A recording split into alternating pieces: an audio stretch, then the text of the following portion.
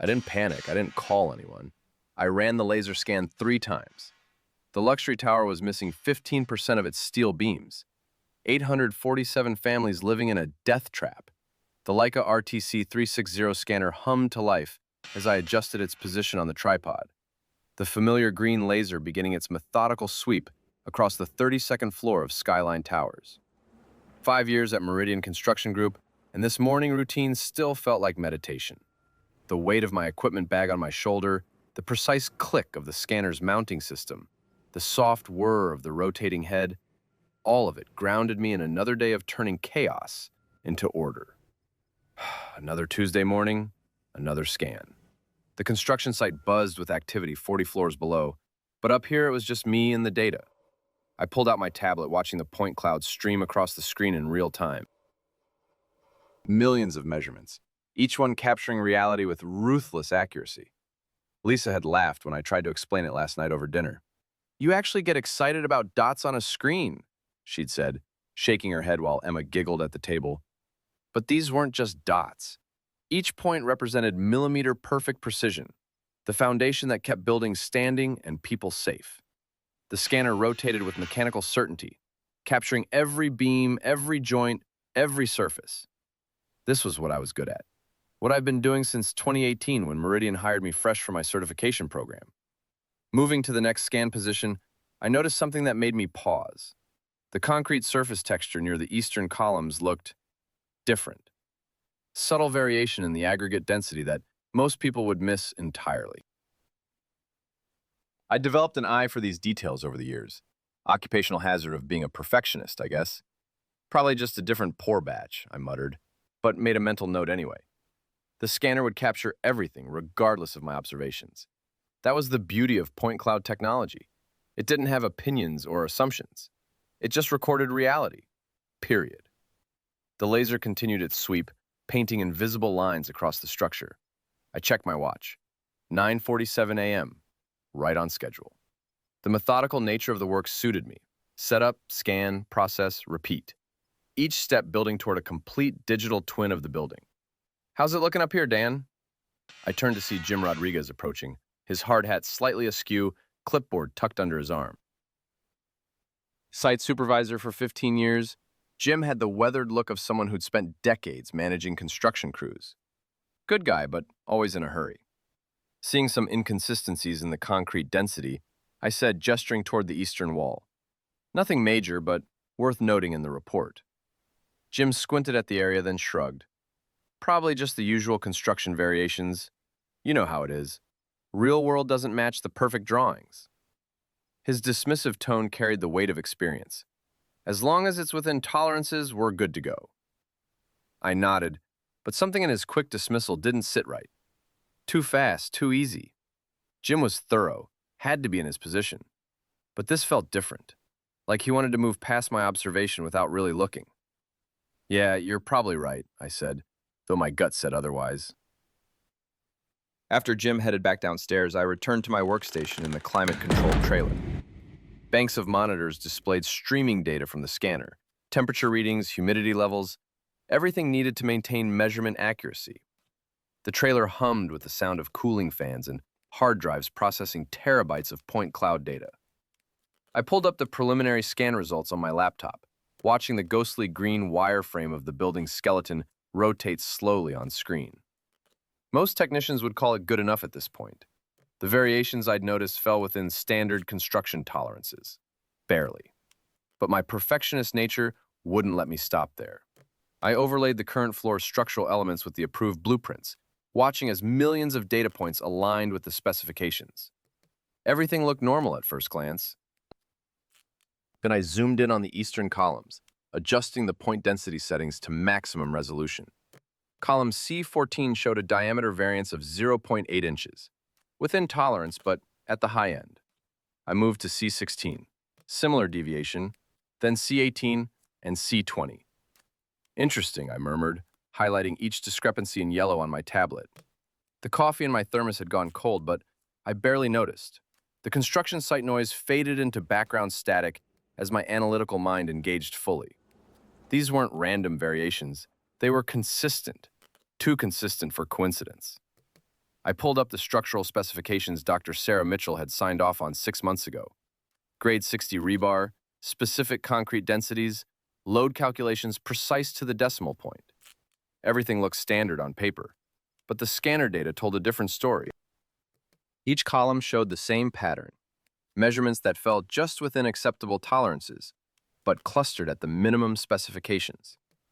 In my 5 years doing this work, I'd never seen such consistent, barely acceptable readings across an entire structural system.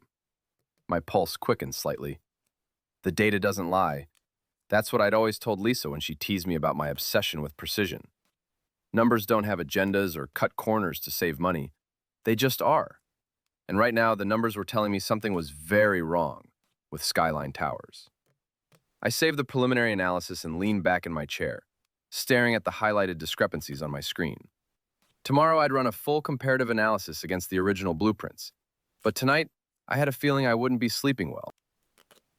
The scanner continued its methodical work outside, painting reality in points of light, indifferent to the questions beginning to form in my mind. My fingers moved quickly across the keyboard, pulling up the historical scan data from the previous floors. The hard drive whirred as it accessed weeks of archived measurements. Floor 31 loaded first. The same eastern column cluster showing identical dimensional reductions. My breathing became more deliberate as I clicked through floor 30, then 29. Each level revealed the same pattern. Columns C14 through C20, all measuring consistently smaller than specifications. The variations weren't random construction tolerances. They were systematic, too precise, too uniform across multiple floors. I glanced around the empty trailer, suddenly aware of how isolated I was with this discovery. The nearest worker was probably 3 floors down, and Brenda White had left the site hours ago. The scanner continued its methodical sweep outside, painting reality in points of light, indifferent to the questions multiplying in my mind. What if someone notices me digging this deep? The thought made my stomach tighten. Most techs would have called it a day after the preliminary scan, but my perfectionist nature had pushed me further. Now I was staring at data that could change everything. The BIM software loaded slowly on my laptop, the building model materializing layer by layer like a digital ghost. I imported the morning's scan data, watching as millions of point clouds aligned with the digital blueprint. At first glance, everything looked normal. Green indicators showing acceptable variance throughout the structure. But I adjusted the tolerance settings, tightening the parameters to reveal smaller discrepancies that standard quality control would miss. My cursor hovered over the apply button. Once I clicked this, there would be no going back to comfortable ignorance. I clicked. The eastern wall erupted in red warning indicators. Column after column showed deviations that had been hidden by the standard tolerance settings. My hand trembled slightly as I scrolled through the data. The numbers were undeniable now, stark and unforgiving in their precision. Jesus, I whispered to the empty trailer. The structural columns were measuring 15% smaller than the blueprint specified. 15%. That wasn't a construction variance. That was a fundamental structural deficiency. My engineering background kicked in automatically, calculating load capacities and safety margins. A 15% reduction in structural mass meant significantly reduced load-bearing capacity. In a 42-story building, that could mean catastrophic failure under seismic stress or extreme weather conditions. Seattle sat on active fault lines. We got earthquakes here, not often, but when they came, buildings like this needed every ounce of structural integrity the engineers had calculated. My hands shook as I saved the file, backing it up to 3 different locations. This wasn't just a quality control issue. It was a potential disaster waiting to happen.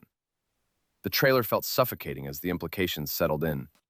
42 stories of luxury condos, each unit worth millions, each resident trusting that the building would protect them. Families with children, elderly couples, people like Emma, my 8-year-old daughter, who believed the adults in charge knew what they were doing. I thought about Emma's trusting smile when I'd explain my job to her class during career day. My daddy makes sure buildings are safe, she'd told her friend proudly. What would she think if she knew her dad had discovered something this dangerous and done nothing? But my mind also raced to the consequences of speaking up. Brenda White didn't tolerate disruptions to project timelines or profit margins. I'd seen her fire technicians for far less significant concerns. Whistleblowing in construction could mean career suicide. Word traveled fast in this industry, and troublemakers found themselves blacklisted. The scan data sat on my laptop like a ticking bomb, demanding action I wasn't sure I was brave enough to take. Lisa and Emma depended on my steady income, my health insurance, the stability I provided. Was I ready to risk all of that on a hunch that something was deliberately wrong? I closed the laptop and began packing my equipment with mechanical precision, muscle memory taking over while my mind churned. The scanner fit into its case with a satisfying click, but nothing else felt certain anymore. I looked out at the Seattle skyline through the trailer's small window. Dozens of high-rises stretched toward the clouds, their lights beginning to twinkle in the gathering dusk. How many of them hid similar secrets? How many corners had been cut in the name of profit margins and construction schedules? The elevator ride down felt eternal, each floor a reminder of the vertical weight above. 42 stories of concrete and steel, all depending on the structural integrity of columns that might not be strong enough to bear the load. By the time I reached ground level, I'd made my decision. Tomorrow, I'd run a comprehensive analysis of all floors we'd scanned. If the pattern held across the entire building, I'd have to act. The data doesn't lie. That had always been my motto. Now it might become my battle cry. Walking to my truck in the construction site's parking area, my phone buzzed with a text from Lisa. Pick up Emma from soccer practice at 6. Don't forget the orange slices. Normal life calling me back from the edge of discovery. I started the engine and pulled into Seattle traffic. The familiar routine of my commute, a stark contrast to the chaos in my head. The scanner equipment rattled softly in the back seat, carrying secrets that could destroy careers or save lives. As I stopped at a red light, I caught my reflection in the side mirror. The same weathered face, the same wire-rimmed safety glasses, but something fundamental had changed. I was no longer just a technician doing routine quality control. I'd become something more dangerous, a man who knew too much. The scanner data revealed that structural column densities were consistently 15% lower than what the blueprints specified. The drive home through Seattle traffic gave me too much time to think. Every red light, every lane change, my mind kept circling back to those measurements. 15%. The number burned behind my eyes like I'd been staring at my monitor too long. By the time I pulled into our driveway on Tuesday morning, I'd made my decision. Lisa was getting Emma ready for school, their voices drifting through the kitchen window. Normal life. Safe life. The kind of life that depended on buildings not falling down. I sat in my truck for another minute, engine ticking as it cooled. The manila folder with my backup data lay on the passenger seat. 3 USB drives, printed reports, and enough evidence to end my career, or save lives, maybe both. The Meridian Construction Group building looked the same as always when I arrived at 7:30. Glass and steel reaching toward the gray Seattle sky, all clean lines and corporate confidence. But now I knew what those clean lines could hide. My workstation hummed to life with familiar electronic sounds. Coffee brewing in the break room, keyboards clicking, the low murmur of morning conversations. Tom Bradley was already at his bench, calibrating scanner equipment with the same methodical precision I'd taught him. "Morning, Dan," he called over. "Ready for another exciting day of measuring things?" Something like that. I pulled up the BIM software, my fingers moving automatically across the keyboard. The Skyline Towers file loaded with a progress bar that seemed to crawl. 27%, 43%. Each tick forward brought me closer to seeing it all again. The point cloud data materialized on my screen in layers. Millions of red, yellow, and green dots representing every surface my scanner had touched. Beautiful in its precision, terrifying in what it revealed. I overlaid the original blueprints first. Dr. Sarah Mitchell's structural specifications appeared as blue wireframes, each beam and column exactly where the building codes demanded. Grade 60 rebar, load capacities calculated for Seattle's seismic requirements. Everything perfect on paper. Then I activated my scan data. The red zones bloomed across my monitor like blood and water. Floor after floor showing the same systematic deficiency. Not random construction errors. Those would scatter across the building randomly. This was a pattern. Someone had deliberately reduced every structural element by exactly 15%. "Jesus," I whispered, adjusting the color sensitivity. The violations covered floors 15 through 31. Hundreds of load-bearing columns that couldn't handle what they were designed for. My coffee grew cold as I expanded the analysis. The BIM software processed each measurement point with mechanical precision. 847 total structural elements, every single one compromised. The fluorescent lights hummed overhead while I cross-referenced the data against IBC Section 1605 load combination requirements. The math was brutal. Under normal conditions, the building would probably stand. But Seattle sits on active fault lines. When the next earthquake hit, not if, when.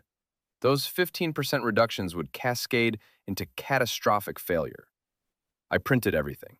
Heat maps, measurement tables, structural analysis reports. The laser printer churned through page after page of evidence while my hands shook slightly. 5 years at Meridian Construction Group. 5 years of trusting that everyone shared my commitment to precision and safety. The folder felt heavy in my hands as I walked toward Brenda White's corner office. Her door stood open, revealing walls covered with awards. Cost efficiency excellence, project delivery champion, profit margin leader. Not a single safety commendation among them. Brenda? I knocked on her doorframe. I need to discuss the Skyline Towers analysis. She looked up from her computer, designer glasses perched on her nose.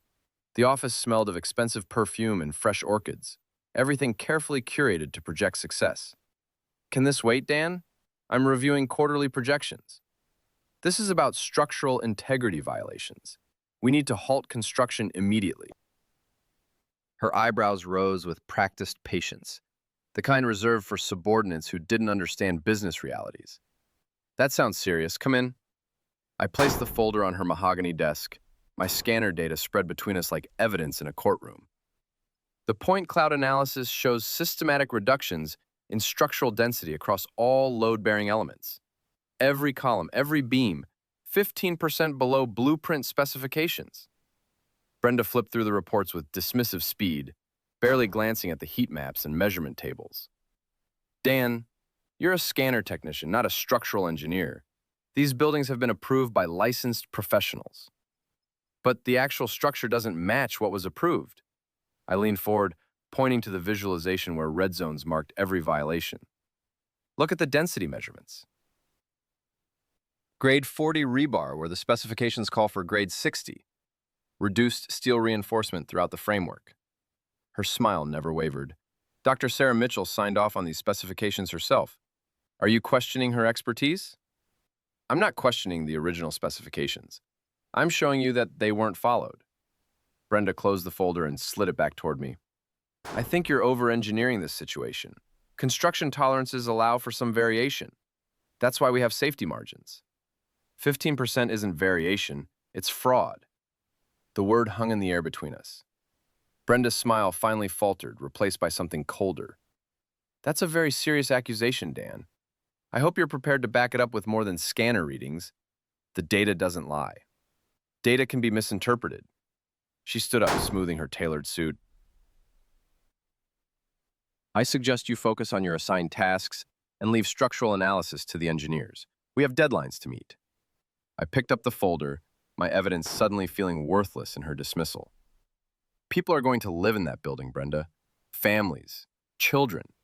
And they'll live safely in a building that meets all applicable codes and standards. Her voice carried the finality of corporate authority. Is there anything else? I walked back to my cubicle in a daze. Around me, the construction technology department continued its normal rhythm.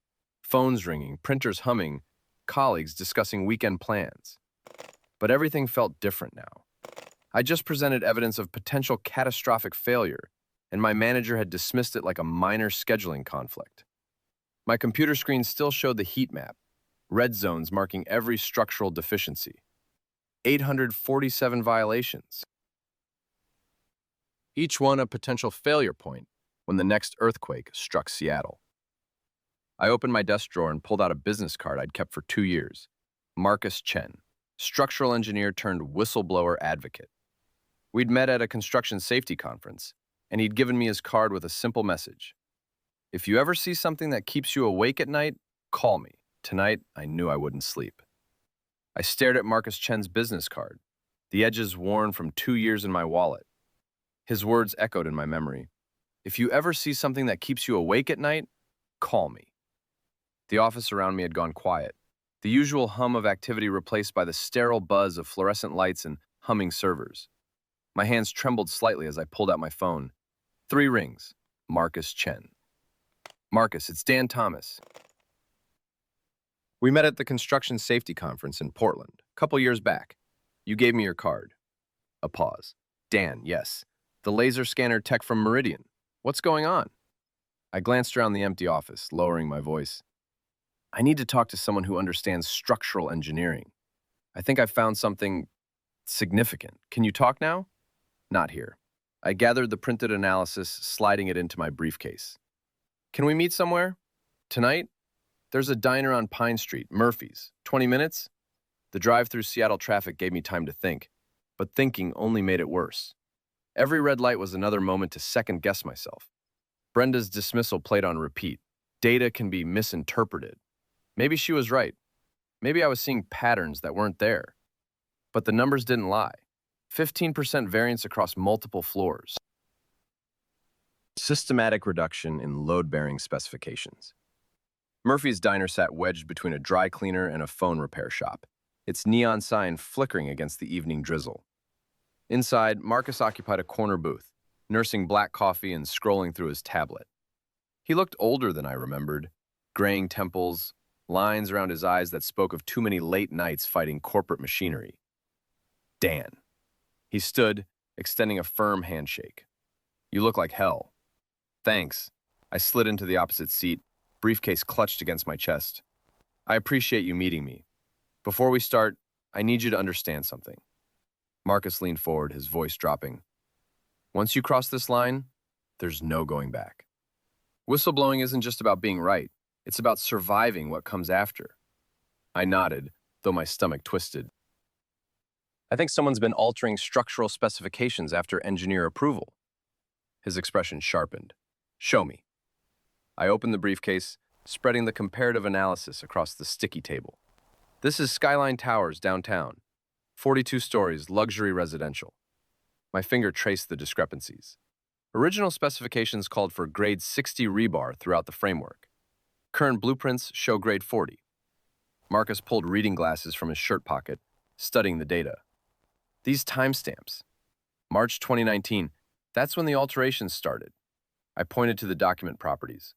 Dr. Sarah Mitchell's digital signature is intact, but the load calculations underneath have been changed.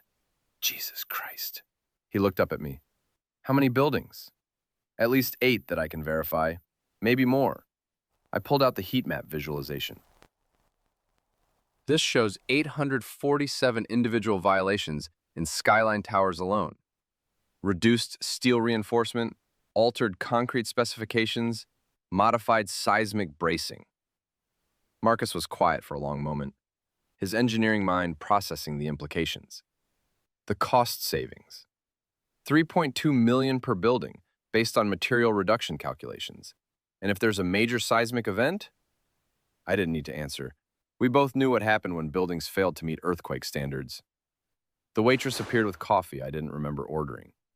My hands wrapped around the warm cup, seeking comfort in its heat. Who else knows about this? Marcus asked. I presented it to my manager this afternoon, Brenda White. The memory of her dismissal still stung. She called it theoretical what-ifs. Told me to focus on my assigned tasks. And your access to the data? I pulled out my phone, showing him the suspended credentials screen. Cut off an hour after our meeting. Marcus leaned back in the booth, studying my face. They moved fast. That's not a good sign. What do you mean? In my experience, legitimate concerns get investigated. Cover-ups get buried. He tapped the analysis sheets. This level of systematic fraud, there's serious money involved, serious people. My phone buzzed. Lisa again. Where are you? Emma's worried. I have a family, I said, more to myself than to Marcus. I know, that makes this harder. He finished his coffee, signaling for the check. But those buildings have families too. People who trust that their homes won't collapse when the earth shakes. Outside the diner, Seattle's evening fog rolled in from the sound, muffling the city's sounds. Marcus handed me a different business card. That's my secure line, encrypted messaging only. His expression was grave. If you decide to move forward, document everything. Every conversation, every email, every attempt to silence you. The evidence you have is damning, but they'll try to discredit both the data and you personally. What would you do? I'd remember why I became an engineer. He paused at his car door. To build things that keep people safe. Driving home through the quiet streets of my neighborhood, I passed the elementary school where Lisa taught, the park where Emma played on weekends, the houses where my neighbors lived their ordinary lives. All of it built on the assumption that someone, somewhere, was making sure the structures around us wouldn't fail. In my garage, I sat in the truck for 10 minutes, staring at my house through the windshield. Warm light spilled from the kitchen window. Lisa would have dinner waiting, probably cold by now. Emma would want to show me her latest drawing, tell me about her day at school. Normal life. The life I'd worked 5 years to build. But somewhere across the city, Skyline Towers rose 42 stories into the Seattle sky, its steel skeleton compromised by someone's greed, and 7 other buildings just like it. I pulled out Marcus's card, memorizing the number before tucking it into my wallet next to his old one. The data didn't lie. The question was whether I had the courage to act on what it told me.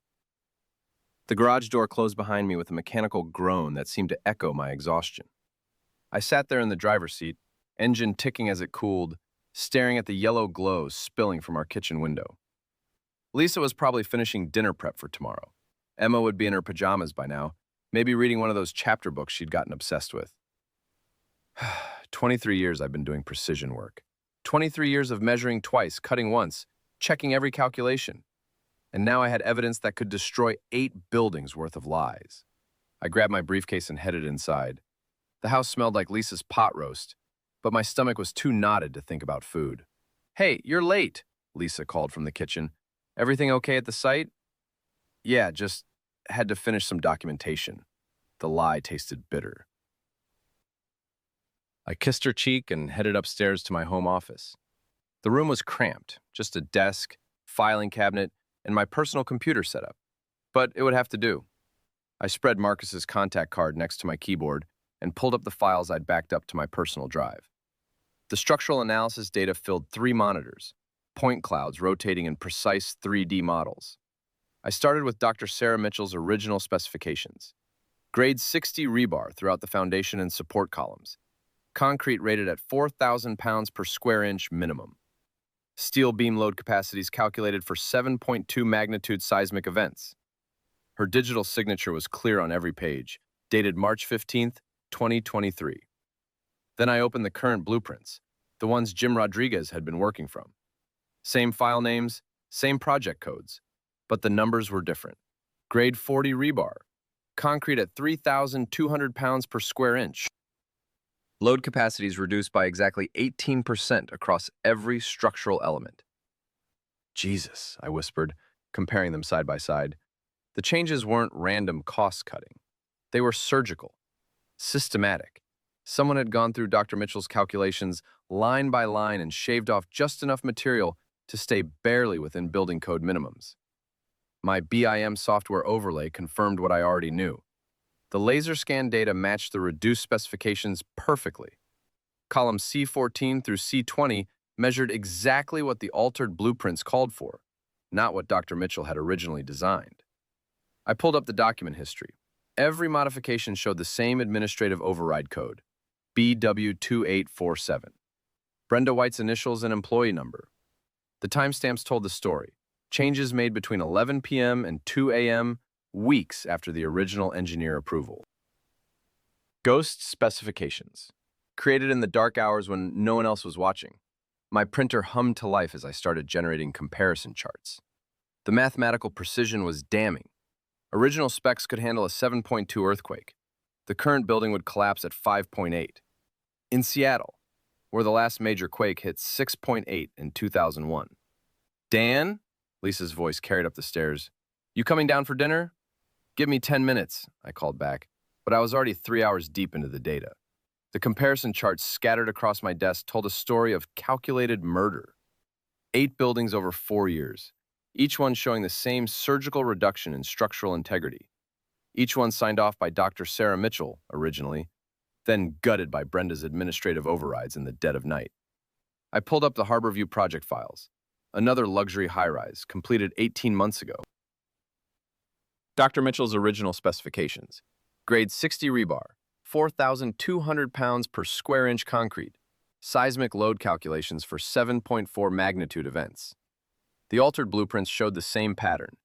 Grade 40 rebar, 3,100 pounds per square inch concrete. Load capacities shaved down to barely legal minimums. My phone buzzed. Marcus Chen. Dan, I need to tell you something about Dr. Sarah Mitchell. She didn't just quit. She was fired after questioning similar discrepancies on the Harborview project. My hands went cold. What happened to Harborview? The silence stretched like a held breath. Stress fractures appeared in the foundation after 18 months. They blamed soil conditions, but Sarah's original specifications would have prevented it. I stared at the Harborview data on my screen. The fracture reports were buried in maintenance logs, written off as normal settling. But the photos showed hairline cracks running through load-bearing walls, exactly where Dr. Mitchell's calculations had called for reinforcement that was never installed. Jesus Christ, Marcus. How many buildings? That's what Sarah was trying to figure out when they destroyed her. No engineering firm will touch her now. Meridian's legal team made sure of that. I saved the files to 3 separate drives and encrypted them with military-grade protocols. The documentation was bulletproof. Scan data, original specifications, altered blueprints, all time-stamped and verified. But looking at what happened to Dr. Mitchell, I knew Meridian wouldn't fight this with facts. They'd fight it with lawyers. Tuesday morning, I walked into the Meridian building with my briefcase and a resignation letter. The security guard nodded like always, but my badge reader flashed red. Access denied. System's acting up, the guard said, manually buzzing me through. But I knew better. They were already moving. Brenda's office felt like an interrogation room. She sat behind her mahogany desk in a charcoal suit, fingers steepled, watching me with the cold calculation of a predator sizing up prey. Your recent database queries raise concerns about confidentiality violations, she said, her voice ice-cold professional. No greeting, no pretense of collegiality. My prepared response died in my throat as she slid a thick document across the polished surface. Non-disclosure agreement, the letterhead read, Meridian Legal Division, Confidentiality Protection Protocol. Sign this, and we'll discuss your new assignment in our Portland office. Refuse, and we'll pursue legal action for corporate espionage. I picked up the NDA with steady hands, though my pulse hammered against my collar. The language was weaponized. Signing meant silencing myself about the structural fraud forever. Clause 7 specifically prohibited disclosure of proprietary construction methodologies and quality control procedures. Clause 12 imposed financial penalties of $500,000 for any violation. Through her window, I could see the Skyline Towers construction site. Cranes still building what I now knew was a potential tomb. Workers in hard hats, trusting that the steel and concrete around them met the specifications that would keep them alive. This NDA covers information I discovered during authorized quality control procedures, I said, setting the document down unsigned. Information about safety violations that could kill people. Her mask slipped for just a moment, a flash of genuine fear before the corporate facade returned. You're clearly experiencing stress-related paranoia. Perhaps medical leave would be appropriate. The gaslighting was textbook, but my evidence was too solid. I stood slowly, briefcase in hand. I've documented everything, Brenda. The ghost specifications, the administrative overrides, all of it. Dr. Sarah Mitchell's original calculations compared to what you had built? Her face went pale as she realized the scope of my investigation. The power dynamic had shifted. Harborview is already showing stress fractures, I continued. How long before Skyline Towers does the same? How long before people die? You have no idea what you're dealing with, she whispered. The financial pressures, the investor demands. Sometimes compromises are necessary. Compromises? I leaned forward. You reduced seismic load capacity by 18%. In Seattle. That's not compromise. That's premeditated murder. Within hours, my access badge stopped working at every scanner in the building. My company email account showed, account suspended, contact IT administrator. My direct reports received memos about temporary departmental restructuring and were told to redirect all scanner maintenance requests to Tom Bradley. The retaliation was swift and systematic. Classic corporate warfare designed to isolate me from allies and evidence. But I'd anticipated this. My personal copies were secure, my documentation complete. I called Marcus from my truck in the parking garage. They know I know. It's time to go public. Dan, there's something else. His voice carried new urgency. I just got off the phone with Dr. Sarah Mitchell. She's been tracking Meridian's project since they fired her. Harborview wasn't their first. My hands gripped the steering wheel. How many? 8 confirmed buildings with identical specification alterations. 3 showing structural stress within 2 years of completion. And Dan, one of them partially collapsed during a minor earthquake in Portland last year. They blamed faulty construction oversight, but Sarah's original specs would have prevented it. The construction site loomed in my rearview mirror as I drove away, possibly for the last time as a Meridian employee. But I wasn't just fighting for my job anymore. I was fighting to prevent a catastrophe that could kill hundreds. That evening, my doorbell rang. Through the peephole, I saw a process server with legal documents. The lawsuit was comprehensive. Corporate espionage, theft of proprietary information, violation of employment agreements, breach of fiduciary duty. Lisa read over my shoulder, her teacher's pragmatism cutting through the legal jargon. They're trying to bankrupt us before you can expose them. Emma looked up from her homework. Why does Daddy look scared? He's not scared, honey, Lisa said, though her voice carried the weight of 20 years teaching in underfunded schools. She knew what institutions did to people who threatened their power. He's just thinking about grown-up problems. The papers demanded return of all company materials and imposed a gag order pending litigation. But my evidence consisted of personal copies, legally obtained during authorized work. The legal intimidation confirmed what I already knew. Meridian would do anything to protect their deadly secret. I looked at my wife and daughter, then at the lawsuit that could destroy our financial security. But in my briefcase sat documentation that could save lives. The choice was already made. The lawsuit papers felt heavier than they should have. 23 pages of legal threats, each paragraph designed to crush me financially and professionally. Lisa sat beside me on our worn couch, reading over my shoulder while Emma colored at the coffee table, blissfully unaware that her college fund was being used as ammunition against her father. Corporate espionage, Lisa read aloud, her voice tight. Breach of fiduciary duty. Dan, they're asking for $500,000 in damages. I set the papers down, my hands steadier than I felt. They're scared. Scared enough to destroy us. She pointed to a paragraph near the end. Look at this. They want an injunction preventing you from discussing anything related to Meridian. Ever. Emma looked up from her coloring book. Daddy, why do you look sad? Just work stuff, sweetheart. I managed to smile. Keep coloring. But my mind was already moving, calculating. The lawsuit was theater. Intimidation wrapped in legal language. Brenda White thought she could bury me in paperwork and attorney fees. She'd underestimated something fundamental about blue-collar workers. We know the difference between posturing and real structural damage. My phone buzzed. Marcus Chen. They moved fast. His voice was grim through the speaker. Filed in federal court, probably hoping to get a friendly judge. Can they actually collect?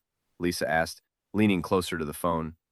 If Dan violated his employment agreement, potentially. But here's the thing. Whistleblower protections trump most NDAs when public safety is involved. I walked to my home office, pulling out the backup drives I'd hidden behind my filing cabinet. 3 separate copies of everything. Point cloud data, BIM analysis, the ghost specifications showing systematic alterations. Marcus, I need to ask you something.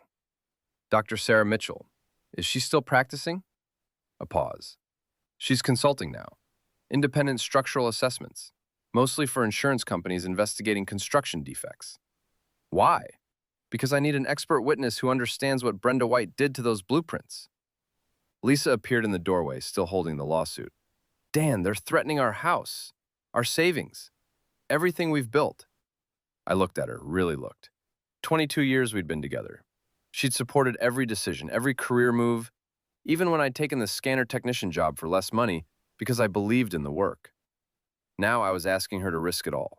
I know, I said quietly, and I know what I'm asking of you. She was quiet for a long moment, studying my face. Then she walked over and pulled out the backup drive from my hand, turning it over in her palm. These contain the evidence? Everything. Enough to prove they systematically compromised structural integrity across 8 buildings. Buildings where people live. Families like ours. Yes. She handed the drive back to me. Then we fight. Marcus was still on the phone. Dan, you there? I'm here. Can you get me Dr. Mitchell's contact information? Already texting it to you. But Dan, once you make this call, there's no going back. Meridian will throw everything they have at you. I looked at the lawsuit papers scattered on my desk, then at Lisa standing beside me, then at Emma still coloring in the living room. The math was simple. My family's financial security versus 2,400 people living in structurally compromised buildings. They already have, I said. An hour later, I was driving through Seattle's evening traffic toward Dr. Sarah Mitchell's consulting office in Bellevue. The rain had started again, turning the city lights into streaks of color on my windshield. My truck's heater fought against the November cold as I rehearsed what I'd say to the woman Meridian had fired for asking the same questions I was asking now. The office building was modest, red brick, maybe 6 stories, the kind of place where engineers who'd been blacklisted by major firms set up independent practices.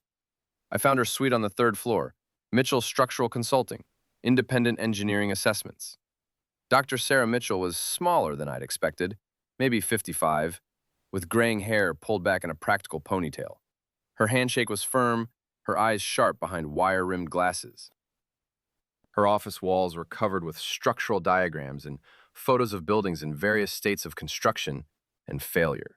Marcus Chen said you have evidence related to Meridian construction, she said without preamble. Show me. I connected my laptop to her monitor and opened the BIM analysis. She leaned forward immediately, her expression shifting from professional interest to alarm as the point cloud overlays revealed the systematic discrepancies. Jesus, she whispered. They actually did it. Did what? She pointed to a cluster of red indicators around the building's core support columns. I suspected they were altering specifications after approval, but I couldn't prove it. They fired me before I could complete my investigation. The Harborview project? Among others. Same pattern. Grade 60 rebar specifications mysteriously becoming grade 40 after I'd signed off on the structural integrity calculations. She scrolled through my data, her face growing paler with each screen. Dan, this is criminal negligence on a massive scale. I showed her the timeline of alterations, each change dated and tracked through the digital paper trail. Brenda White used administrative override code BW2847 to make these modifications. Always after engineering approval, always reducing material specifications. Dr. Mitchell pulled up a calculator and started running numbers. A 12% reduction in structural steel density in a seismic zone like Seattle? She looked up at me, her face grave. These buildings are death traps, waiting for the right earthquake. How right? Magnitude 5.8 or higher could cause catastrophic failure. The original specifications I approved were rated for 7.2. She leaned back in her chair. That's the difference between minor damage and total collapse. The weight of it settled over me like concrete. 2,400 people, families sleeping in beds 40 stories above the ground, trusting that the building beneath them would hold. Will you testify? I asked. Dr. Mitchell was quiet for a long moment, staring at the structural analysis on her monitor. They destroyed my career once for asking these questions. Cost me my partnership, my reputation, my retirement savings.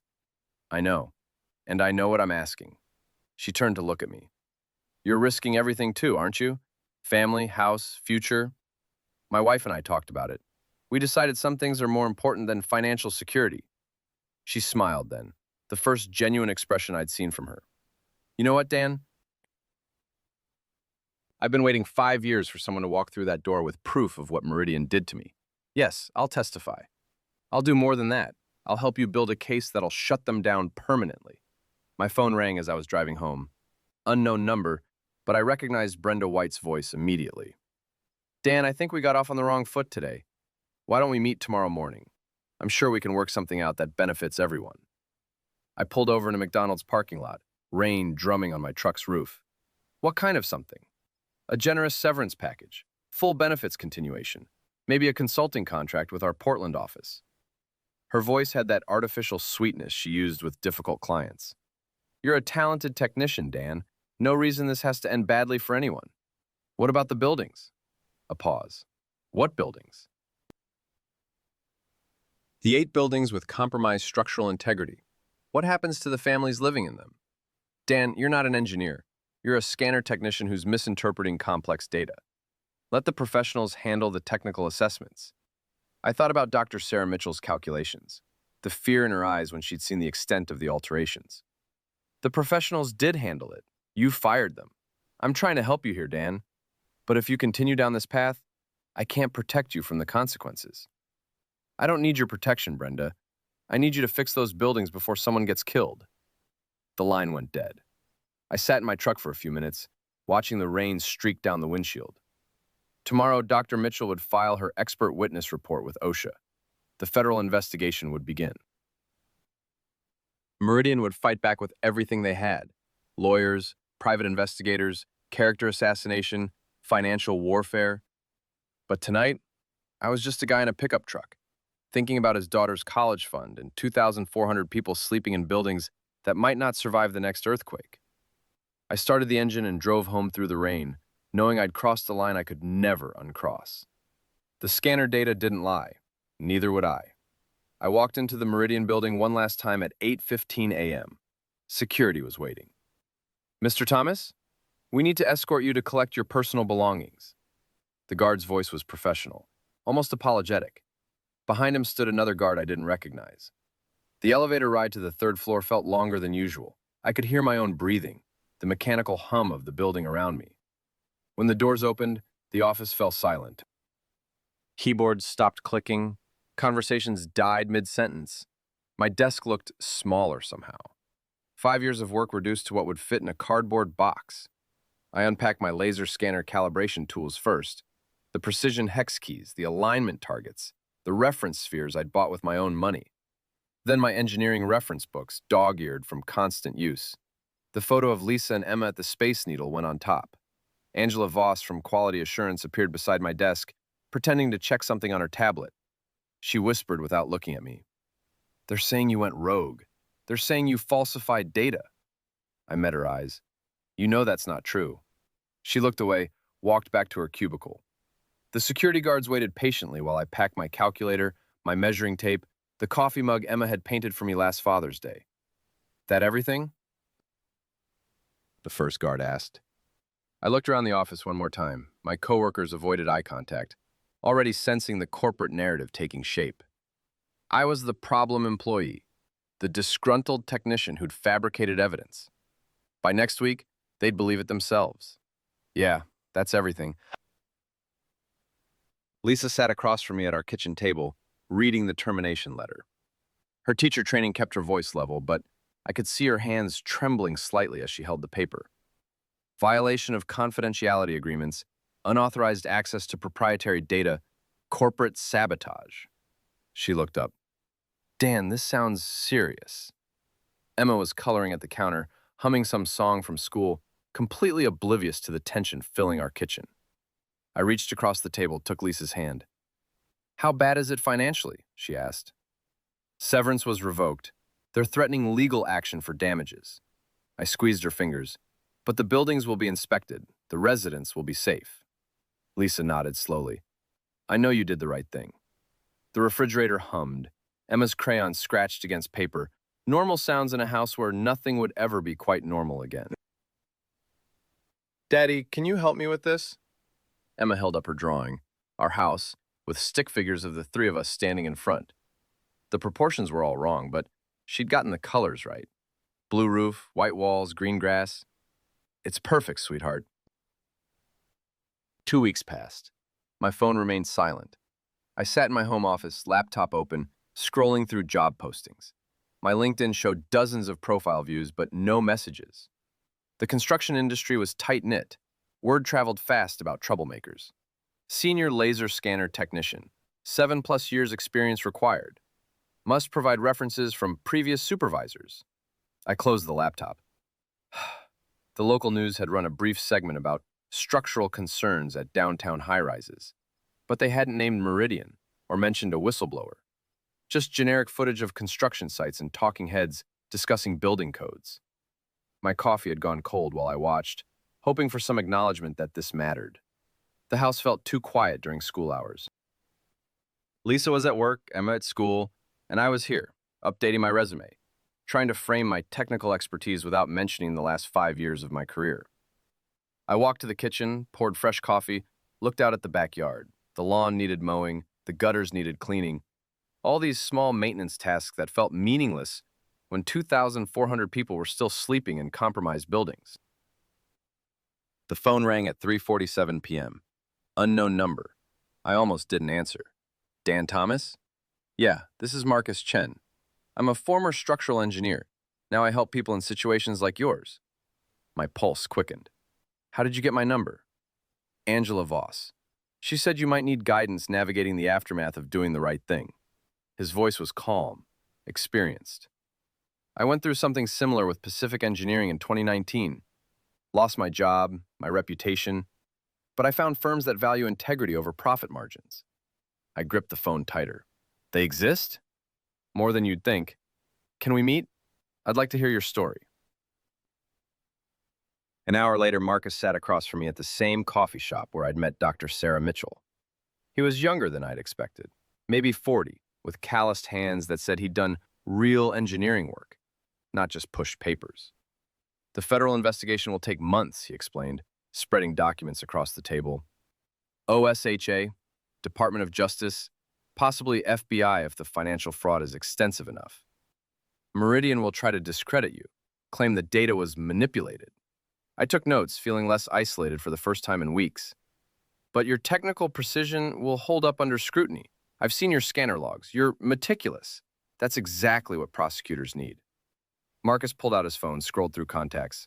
I have contacts at 3 firms doing forensic structural analysis. They need someone with your scanner expertise. The afternoon light slanted through the coffee shop window. I thought about Emma's drawing still hanging on our refrigerator, our house with its perfect proportions. It won't be easy, Marcus warned. Whistleblowers pay a price. But you'll sleep at night. He handed me a business card. Think about it. Call me when you're ready. That evening, I walked through downtown Seattle, looking up at Skyline Towers. The building gleamed in the sunset, its flaws invisible from the street. But I knew where every compromised beam sat. Every weakened connection waited for the next earthquake. My phone buzzed. Text from Marcus with contact information for 3 potential employers. Structural Integrity Solutions. One firm's motto read, "Building trust through truth." I smiled for the first time in weeks. The price was steep. My career at Meridian, my financial security, my reputation in an industry that valued loyalty over truth. But 2,400 people would sleep safely tonight because someone had finally listened. I headed home to Lisa and Emma, my steps lighter despite the uncertain road ahead. The data didn't lie. Neither had I.